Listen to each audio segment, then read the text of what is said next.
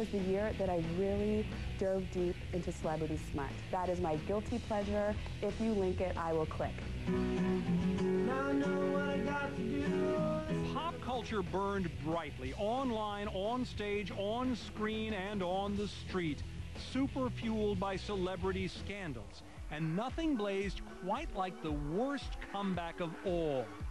Britney Spears at the Video Music Awards. We love comebacks and we love train wrecks, and when the two come together in one, it's the best TV you can have. I thought it was going to be a bad decision, but luckily for us, extremely entertaining.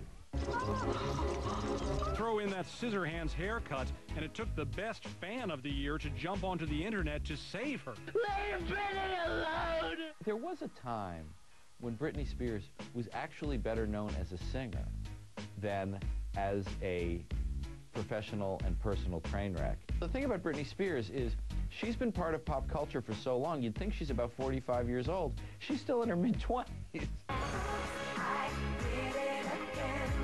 the pop world, I think that the biggest lie is that Britney Spears' career is over. Britney's 26 years old. She clearly, there's talent somewhere beneath the last couple of years of diversion. Don't count anybody out in this culture. In other words, we'll always have Paris. They tried to make me go to rehab. I said no, no, no. And Lindsay, and now Britney's little sister as well, it appears. Young folks behaving badly in celebrity circles. Britney's kid sister and a Nickelodeon star is expecting a baby. But the degree to which they are showing up in mainstream media, now that's a worse trend. We've now officially entered the end of the information age and the beginning of the trash-fotainment age. The tragic death of Anna Nicole Smith, for example, set off a feeding frenzy about every detail of her life, her fortune, who would raise her child. A survey that came out in December told us that 25% of the American people still think New Orleans is flooded, but we all know who Larry Burkhead is. You know, it makes you proud. And we have, you know, United States senators who know exactly who Paris Hilton is. I mean, that used to be just the provenance of, you know, 13-year-old girls and their celebrity magazines, but now we're all drenched in it. One of the ways we are drenching ourselves in all this is through explosive internet socializing.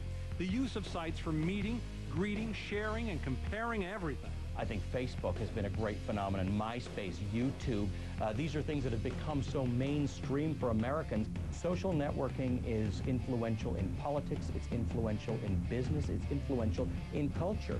You can get a sense through the world of blogging and social networking about where any trend is going before it's even started. The worst of it, sometimes we gathered like kids at a schoolyard fight.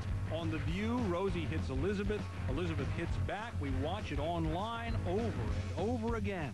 Do you believe I think our troops are terrorists, Elizabeth? I don't think that you. Rosie hits Donald. He's the moral authority. Left the first wife, had an affair. Left the second wife, had an affair. Donald hits back. Taking money out of her big fat ass would be probably something that's very easy. Run, Rosie, run! Rosie is great TV. She really, really is. And I thought that spat with the Donald, unfortunately, it brought out ugliness all around. Rosie gives as good as she gets, and, you know, and obviously Donald loves the fight. Another ugly moment, the ruckus at a John Kerry political speech, which ended with a man being tasered while uttering a phrase that instantly entered the pop culture lexicon. Don't tase me, bro! Worst wrong number. Actor Alec Baldwin calls home. You are a rude, thoughtless little pig. The other worst wrong number. Dog the Bounty Hunter makes racial slurs on the phone. For such she's black. It's because we use the word sometimes here. Then he makes a scene on TV. Very sorry for using that word. Please don't think any less of me, and I'm going to fix it. Worst scene on TV. Ellen DeGeneres gets upset about a dog. I mean, really upset. I feel totally responsible for it, and I'm so sorry. Best embrace. America loves Rachel Ray, and with a new talk show, she loves America right back. Yummo. Worst kiss. Richard Gere plants one on a Bollywood star, and protesters fill the streets. Worst dance maneuvers.